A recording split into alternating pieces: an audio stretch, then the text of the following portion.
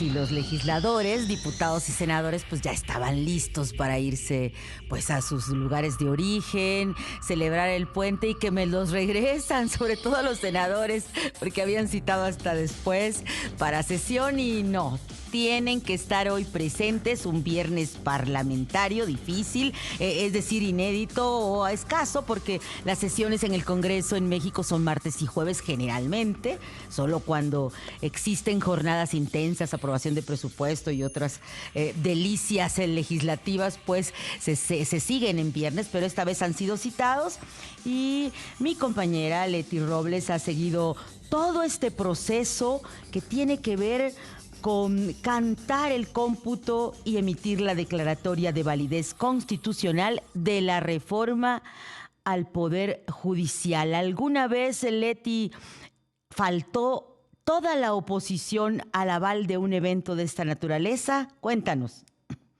¿Qué tal, Ivonne? Muy buenos días a toda tu audiencia. Pues en primer lugar, recordemos que en el Congreso los viernes son sagrados, Así al grado es. que prefieren siempre sesionar de madrugada antes de sesionar un viernes. Así es. Entonces, esta es muy poco común que haya una sesión en viernes, que los hayan obligado a regresar básicamente a los oficialistas.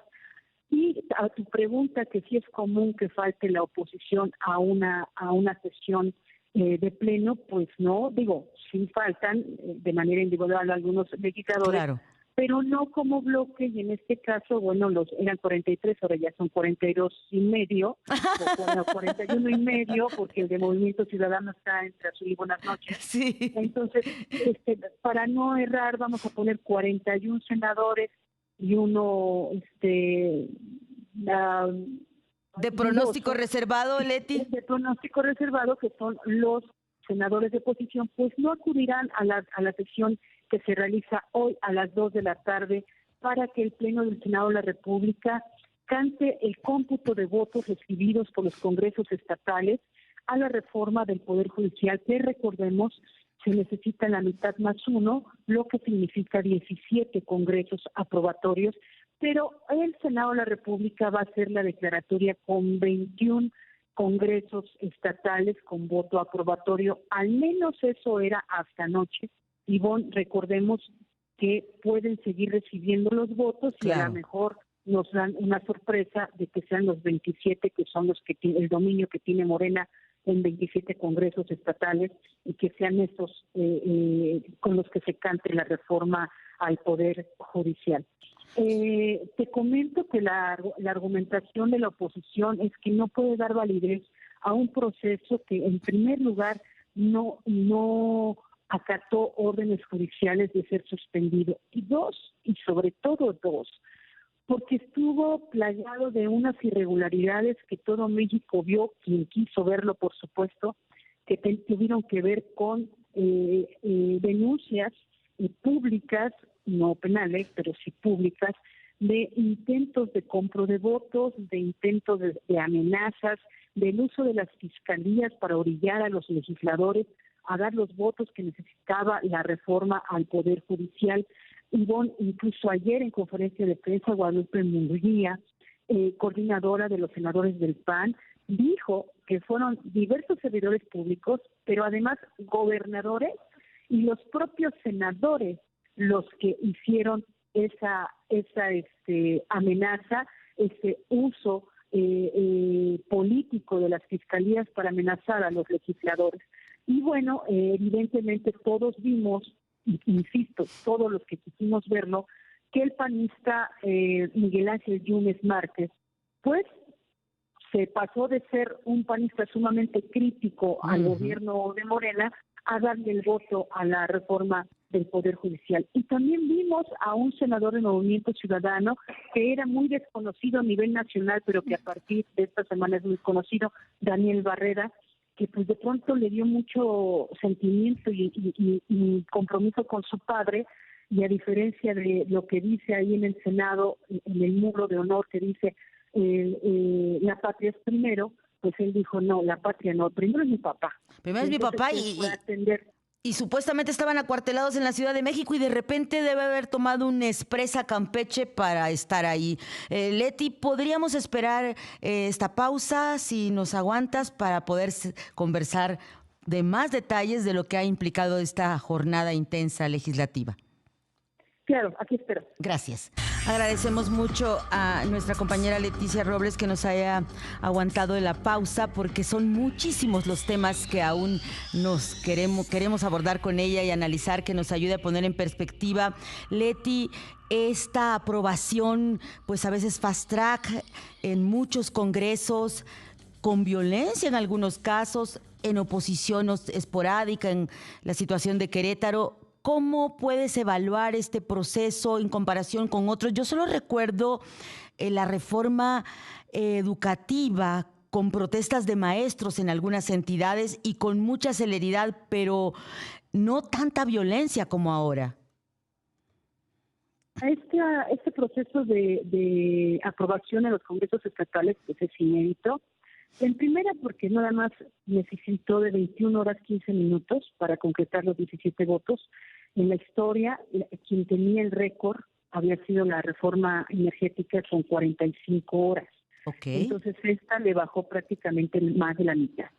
Entonces, esa es una. Dos, el Congreso de Oaxaca pues marcó un hito porque la reforma se aprobó a las 03:55 horas en el Senado, y ellos lo estaban aprobando a las 05:57 minutos. Entonces, menos de 2 horas, le bastó a Oaxaca entre que salió del Senado y lo aprobaron ellos. Entonces, ese es otro récord. Otro es que pues hubo mucha violencia, heridos, por ejemplo, en Baja California, y protestas dentro de los recintos legislativos que llevaron al menos 10 a prolongar, a retrasar sus sesiones.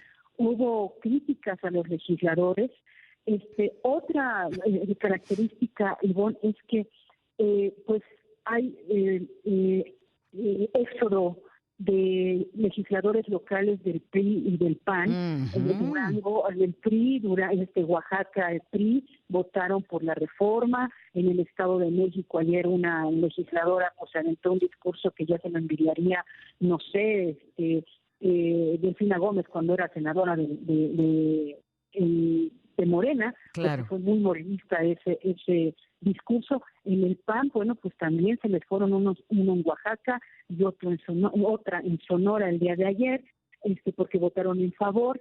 Otro dato que lo va a hacer que no tiene antecedentes, es lo inédito, pues que se tuvo que llamar a los legisladores para hacer una sesión, para formalizar el cómputo y declarar su constitucionalidad.